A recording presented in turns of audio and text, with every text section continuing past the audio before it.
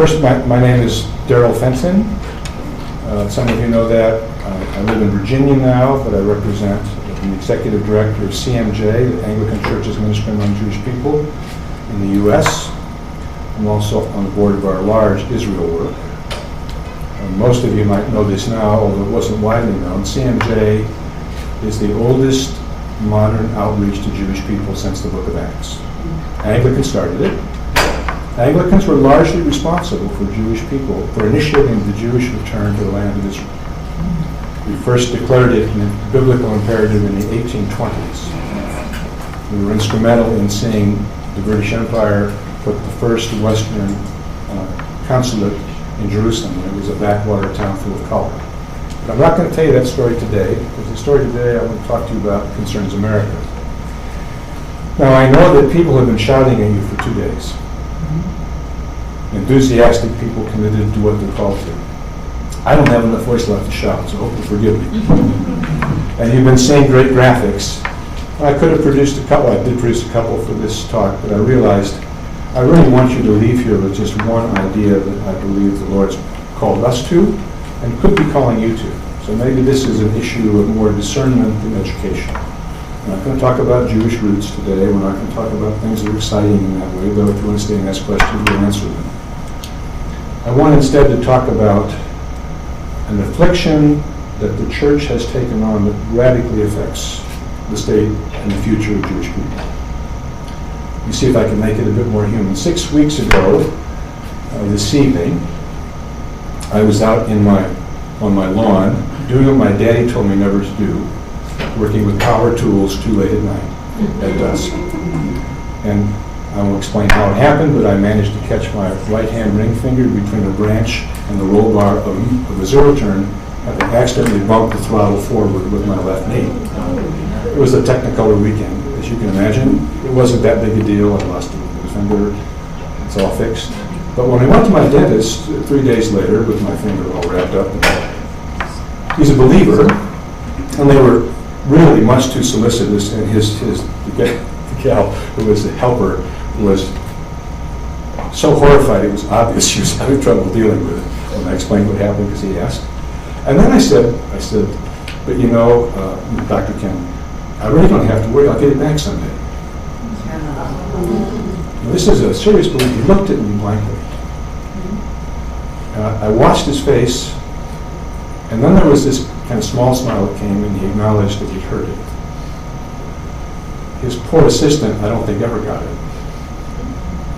But it reaffirmed for me something I've been learning the last 8 years, well, the last 15 years, first for the province, and then when I worked for Archbishop Duncan, and now doing what I do now. I travel around the country to churches, these days training mission task forces in churches and Messianic synagogues that are in Jewish neighborhoods in the 40 cities that don't get missionaries, to put it as quickly as possible. And maybe I should illustrate how it happens in the church. This misunderstanding, or actually lack of knowledge about eternity. Because if it were only not understanding a remark like I made, it would be one thing. But when I first started to work with the church and they asked me to preach for the first time, I always do a message from Romans chapter 10. And I focus on Romans 10:9, which most of us know. If you confess with your that Jesus is Lord, you will be saved. So I take it backwards. And I define what it means to be saved, which means primarily going to the Gospel of Matthew and relaying what Jesus has to say about hell, which we don't talk about anymore. And when we do talk about it, it's usually an embarrassed awkwardness about hellfire. But Jesus' most constant talk about hell, or eternity without God, is unending regret and weeping. And then I go on to talk through the other three words and what it means to trust in Jesus and what it means for him to be Lord. And at the end, I always give opportunities for non-believers who are there to talk to me or come up to see me or whatever. I started by asking people if they're a visitor to raise their hands. 9 times out of 10, hands don't go up, at least in Anglican churches. And so I say quietly, well, that's too bad. And then and this is, of course, a presumption I'm making, but it's happened so often now I'm comfortable with it. I say, so, there's nobody here that's been invited. But this is a biblical imperative. What I'm finding as I travel around the country is that Christians are embarrassed, it appears, to share Jesus with their friends. Or they think Jesus is wrong about eternity. There's more to it, but that's enough for now. What invariably happens as I stand by the door after the service is some mother will go out with tears in her eyes and say, I guess I better take my adult children's problems more seriously and work and pray for them more than I do. Now, that's important for the church as a whole. What I find is that when it comes to thinking about sharing Jesus with Jewish people, if people have Jewish friends, they're terrified. They have presumed the only way to bear witness about Jesus is to be obnoxious. It's a straw man left over from the 1950s caricature. Now, my purpose is not to talk about that, except to alert us that that's an issue already. And the last issue that stands in the way of what we're going to talk about really is a changing view among evangelicals about what Romans 1:16 and Romans 9-11 mean.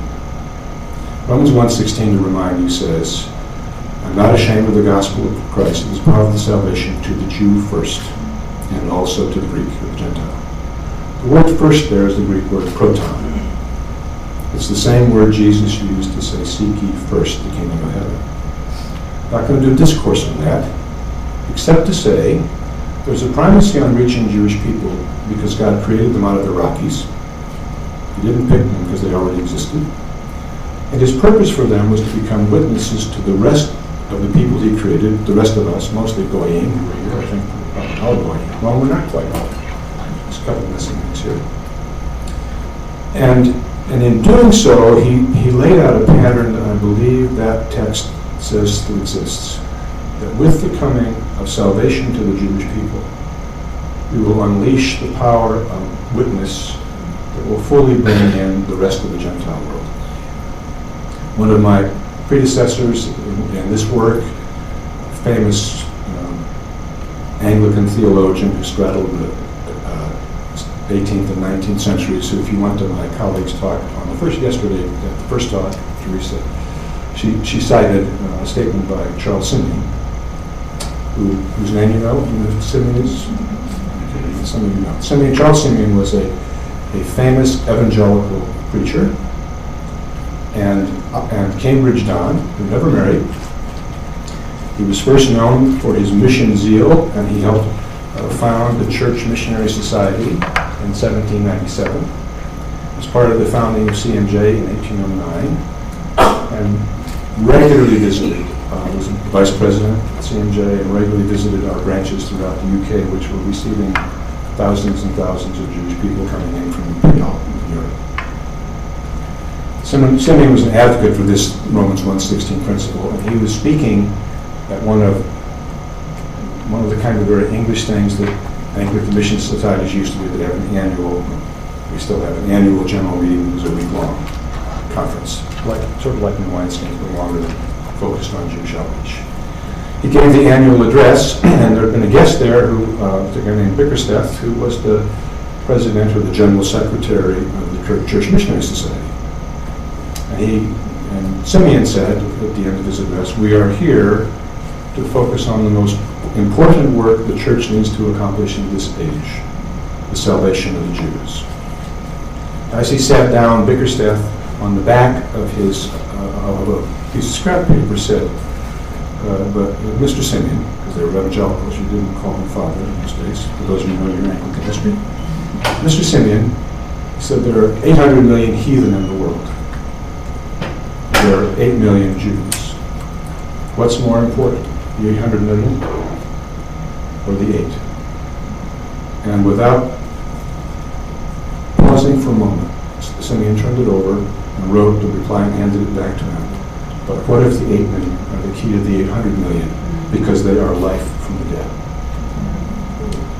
I stood on street corners in Hungary with Jews for Jesus a couple of years ago, watching Jewish believers in Jesus, witnessing to Gentile pagans now, who were part of anti-Semitic movements, taken back because Jewish people are sharing Jesus with them. Could you repeat that quote? What if the 8 million? I'll let you copy it afterwards. If I repeat it too often, I'll be way over time. Okay, that comes to what I really want to talk about today. But without that imperative, what I say won't make much sense to you. It's what we have, it's this sort of little headline on my talk. We've been talking about unreached people groups. And there's an unreached people group in America that is disappearing. There's a window of opportunity closing right now. And let me see if I can describe it to you. First, we have to have a sense, it'll be an approximate but broad sense of who the Jewish people are. There are 5.1 million Jewish people in America. 10% of them are Orthodox, of one variety or another. 53% are either, I self-identify as Reform or Conservative, and the balance are none. We all know about the nuns now from all the polls we've heard about a minute ago. However, what we don't know is the way in which religious Judaism is falling apart. So, for instance, in a recent poll, it was done by, I forget which agency, they discovered that only 12% of the Jewish people attend a weekly religious service of any kind. All Jewish people. 10% are Orthodox, who go every more than every week. That means only 2% of the Jewish people, whether they self-identify as religious or not, show up in a synagogue on a regular basis. 53% of all Jewish people are married to Gentiles. Among millennials, 73% of all millennials are married to Gentiles. Do you see the pattern? Okay, now, I just skipped all the stuff I wrote down. I'm going to come back. Okay. There is a, nobody you would know, but a fairly famous Jewish rabbi professor who teaches at the conservative synagogue, a conservative seminary that's attached to Yale on the East Coast. And he, unlike the Pew report from which the statistics I just gave you come from, he went to 160 non-Orthodox rabbis, that is all of Judaism that says it's religious apart from the Orthodox, because he wouldn't be considered legitimately Orthodox. Interviewed 160 rabbis all over America from conservative and Reform synagogues. I can't tell you all the things that he reported. This is what the pollsters would call anecdotal evidence, but there's a lot of it. He found out, for instance,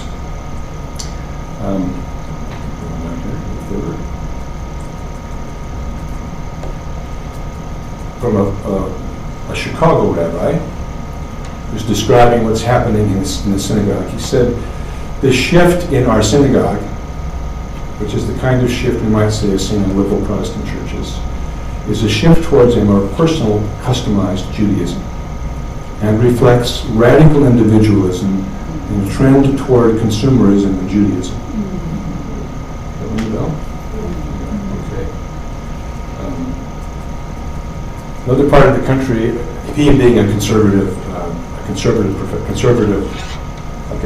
isn't a category, it's a type of Judaism that doesn't mean conservative by our standards. I won't explain it to you now if you don't know, but come afterwards and ask me, I'll tell you. He said, religious skepticism has made such deep roads into the conservative movement. Rabbis have produced an official response on weighing whether an openly avowed atheist may serve as a shliach tzibur, a prayer leader. And this one's just kind of for fun. On page 7, he says, Jewish clergy are also eagerly studying church practices to learn what is attractive to worshipers. And visits to mega churches have become de rigueur for synagogue renewal experts. For instance, when a bar mitzvah occurs in a Reformed synagogue, very often the only people there are the family. And of course, when I was in England, I was was in an Anglican church out in the country, and we had bats. And bats are a protected species in England, so you can't kill them, and you can't drive them out. And I said to the church warden I was helping set up for a Sunday service, I said, Ian, if that's the case, how can we get rid of these bats? And he said, I think we should just confirm them. But that's what happens in Bar Mitzvah. That's what used to happen in the Episcopal Church, right? Now what happens when 90% of a people group who identifies themselves as ethnically Jewish starts to lose their spiritual identity and only has their ethnicity to hang on to? Wertheimer makes an opinion of his own clear. He said, peoplehood alone will not keep Jews engaged in Jewish life with any measure of intensity. Though I personally resonate strongly with the obligations and satisfactions that come with a strong connection to the Jewish people, ample evidence attests to the weakness of peoplehood alone as an instrument for the transmission of a strong Jewish identity from one generation to the next. You could say that about folks who think you can be born Christian. Sacred religious practices, holidays, rituals, and commandments keep the Jewish people Jewish. Now you might say, why do we care? What other people group shares with us the same history, the same texts, are the foundation of our own beliefs, and the progeny of whom, along with the Holy Spirit, produced the Savior we all look to? By the time the current millennial generation, which is intermarrying at the rate I mentioned, who are either secular already, are nuns already, or are so nominally affiliated with Judaism they might do a Passover, and maybe they would go to one day of high holidays, but never go synagogue. When they lose their sense of Jewish identity, we lose access to them, except that they're like any other secular person in American life. And by 2090, there'll only be the Orthodox left for all intents and purposes. Now here's the kicker, and this is why the only thing I really want you to remember. The CNJ is called to a particular group of America's Jewish people. 60% of America's Jews live in 7 big cities, which you could mostly guess. I don't have to repeat. Maybe 8 if you count Phoenix, which is now becoming the second vestibule for heaven for Jewish people. First is Southern Florida. There are 40 other cities where 2 million Jewish people live in communities from 5,000 to 200,000. Most have no missionary presence. Some have none at all. The first part-time missionary in Cleveland just began, came under English direction. Cleveland has 1 Messianic synagogue. Until we began working there, no churches committed to Jewish outreach, and 90,000 Jewish people. All Souls, though from All Souls down in Jacksonville, 12 to 18,000 people are only churches. There's no missionaries in Jacksonville, Florida. 48,000 Jewish people in St. Louis. No missionaries. Just the Missouri Synod. If you think, well, they've got Messianic congregations, maybe that would help. Maybe 10% of Messianic congregations are really concerned about reaching Jewish people with gospel. But 90% of them are 95% Gentile. People who like to blow shofars and wear tallits, prayer shawls, and have... You know the folks who come to us, like I was, from a Methodist background and love the liturgy? So they're sort of liturgy wannabes. These are Jewish wannabes. But are they concerned for the perishing Jewish soul? So the point I'm trying to make, if you're in one of those 40 cities, and I'll be happy to list them all for you after I'm done talking. How am I doing? Okay. Gosh, I'm running out of time. If you're a part of a congregation that is in or near a Jewish neighborhood, if you have Jewish friends, which you have Jewish neighbors, and you go to a church in your neighborhood, maybe you aren't called to reaching them, but you got to make a pretty strong case to get out of it. Those Jewish people won't be reached unless, by and large, Gentile believers in Jesus befriend them, get to know them authentically, have relationships that are not dependent on them getting saved, and have congregations that will make a place for them when they come to faith. And here's the kicker. Most of them will be married to Gentiles. And most of them will be in conflict in their marriages because they can't find a place where both of they won't be believers, either one, but where they're the two traditions from which they can both have some kind of place. It's an enormous opportunity. But of course, if we don't think the Jewish people need Jesus, if we don't really believe separation from the God of Abraham, Isaac, and Jacob is a real risk in anybody's future, if we don't think Jesus was right, or if we are afraid we might be embarrassed or they might be offended. Most of that comes from either our own walk with the Lord not being authentic enough, or we've got a misconception of what it means to love somebody and share Jesus with them at the right moment. We're not talking about a sales pitch here.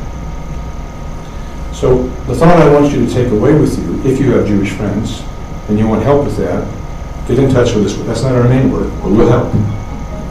But if you come from a congregation in an area Jewish neighborhood, and you think there are even 5 people ready to become cross-cultural lay missionaries, you need to call us because we'll work with you. Because these people are going to disappear. That there will be very few Jewish people accessible.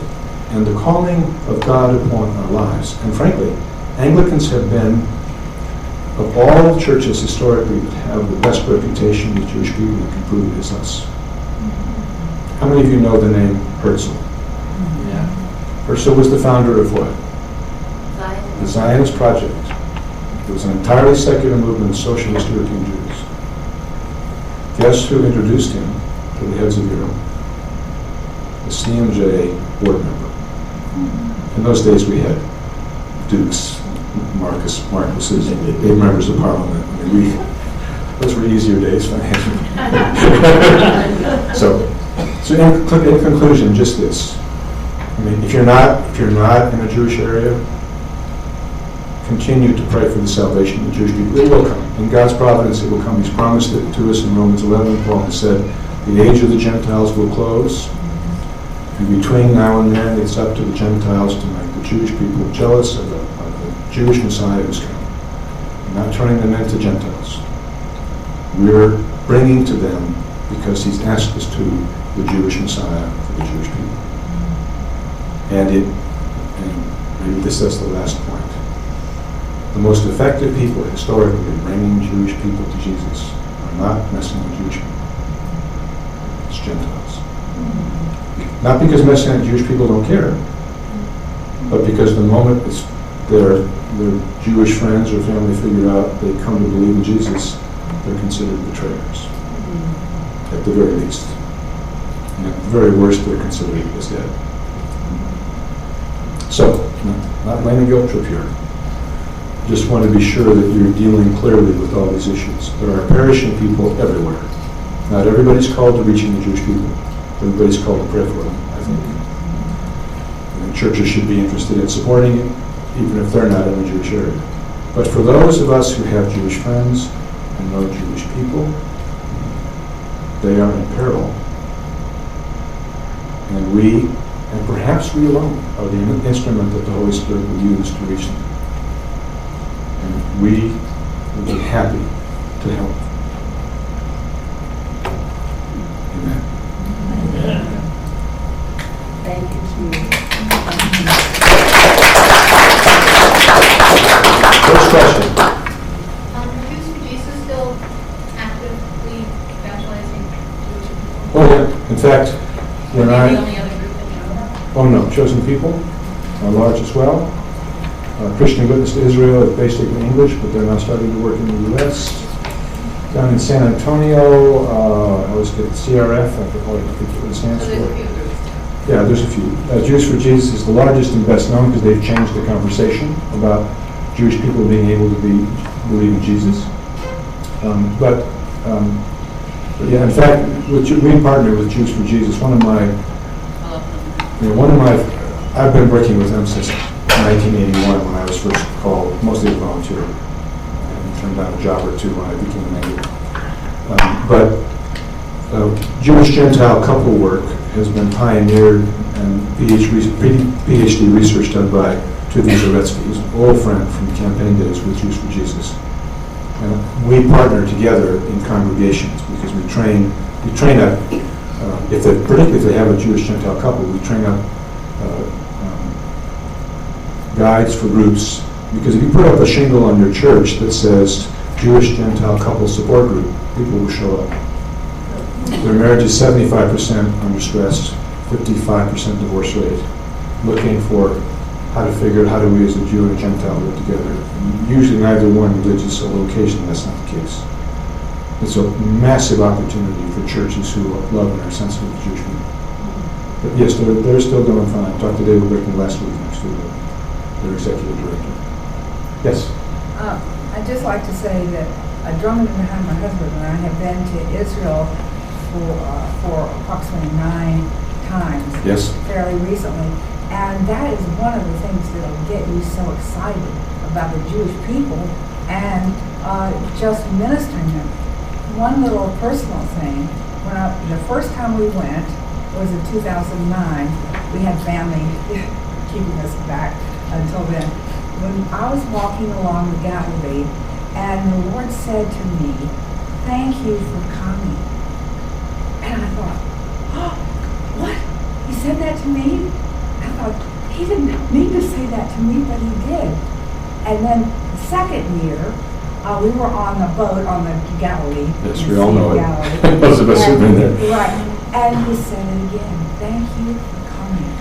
And he hasn't really said those words to me at the succeeding trips, but he really likes it when we go over there and we interact with the Jewish people, and we go with usually a Bible teacher, different ones, and it's really wonderful. That's very helpful to me because there are only 6,500,000 maximum Jewish people in Israel.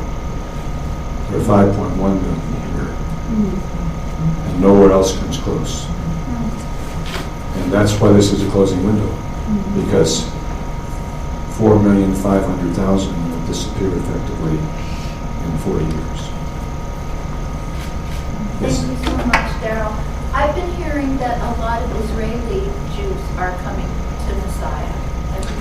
I can illustrate it. We, CMJ, Israel, planted the first Messianic congregation, Beth Emmanuel, in Jaffa there have been, obviously there have been lots of congregations in the 1st and 2nd century, but since then, in 1968, there are now approaching 200 Messianic congregations, Hebrew-speaking congregations big enough to support pastors in Israel. There are. Well, maybe I can explain it this way. In Israel, because we've been there so long, we have a compound just inside the Jaffa Gate, which is the western road that goes out to the Mediterranean, near Tel Aviv or Jaffa. Old Jaffa, where Peter left, where Simon Peter's house was, and Jonah left from Nineveh.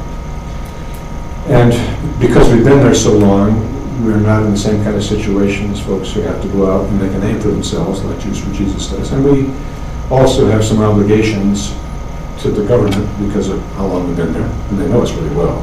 And we need lots of visas to get people in to help and volunteer. So we're one of the last places on earth where we built it and they actually come. Yeah. So we have 2,500 people every Christmas Eve, mostly Orthodox, mostly Sabbath Jewish people. Not necessarily religious, but Israelis. They like Christmas carols. They come and drink mulled wine, they hear singing, they go to, we have a church there that's modeled on a synagogue that we built in 1841 and finished in 1849.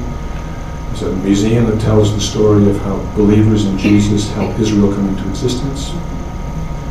About 20,000 Jewish groups, Jewish people a year go through the church and the museum to find out about their own history. They're only a 70-year-old nation, so their history is important, and schools come and the military comes, and companies have to take their employees on historic tours about Israel. But often they'll come back and we routinely get questions like, all right, and all of our docents, we would say here, are Messianic Jewish evangelists. That's not the word we use, of course. And they'll say, well, okay, you're Jewish, but you're here, you're a Christian, or what? So what do you believe? So that's another 20,000. And then recently, every summer, if you've ever been to Jerusalem, it's full of these white limestone buildings. We built the first one. And as Jerusalem came back on the map, that became what's called Jerusalem stone. So white limestone, softish. But that means there's white walls all over the city. And like in many secular, well, Jerusalem's not secular. Jewish people, as you know, have a real affinity for aesthetic art, graphic art, film. So the whole city for a night is awash in films on the side of buildings. You know, the old wall that surrounds the city has graphic art going in sequences. There's music. It's a huge city party in the middle of July. 3 years ago, when we opened up the gates and provide entertainment and conversation and tours during those times, in the middle of July, 3 years ago when it was done, some anti-missionaries come and crash the party, beat people up, all that sort of stuff. So we laid off a bit for a couple of years, and this year, all of our team inside, our mission team inside the compound who runs the museum is a mustered out officer in the IDF who was born in Israel as a believer. He died as a tough cookie and bright, really bright. So he said, we're going to do a bright again this year. So we, and there's 2 or 3 stories to tell, but I'll just tell you one that shows what's happening in Israel. The son of the rector of Christ Church, Daryl, he just mustered out of the IDF and serving in the desert, defending Israel, and also in Hebron. So we've been in the Negev for 3 years mostly. And he and another staff member were welcoming people who were on the street to come in.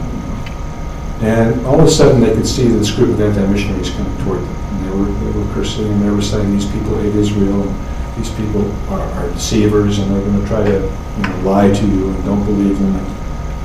Well, they said all those things, but then they really started to say, you can't believe, these people don't like Israel, they hate Israel, you should not go in.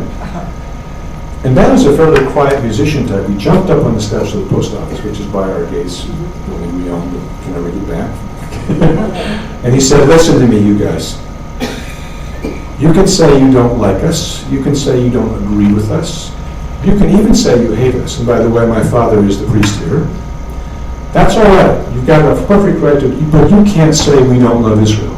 I just came back from the Negev defending this country. You can't say we don't love you. And then he started telling the whole history of CMJ from the beginning, all the things that the believers in Jesus who were Gentiles did for Jews. And of course the crowds kept growing. There's Benno standing there shouting without amplification. Well, then the anti-missionaries got really angry. And the police station is about 100 yards away. And the last time the police shut everything down. This time, they slowly approached. Benno was watching because he grew up there. And they surrounded the anti-missionaries, drugged them aside, and then a couple stood by the gate and helped welcome people in. So the Lord is on the march in Israel, but he's not in there. And frankly, Anglicans have a heritage of, one of my friends who runs Chosen People based in Manhattan, I went to visit him when I first took over this job. Mitch Glazer is his name. He said to me over lunch, he said, I really like working better with Anglicans. He said, we work almost all with Pentecostals and Baptists. I love them, but they don't understand us like you guys do.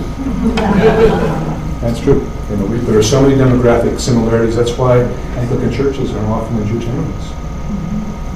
So anyway, next question, if there is one. Yes? Marv Rosenthal in Orlando. Marv Rosenthal in Orlando. No, I don't. We don't do very much work. Anywhere there's a big enough community to have a missionary, we don't usually go. We train congregations.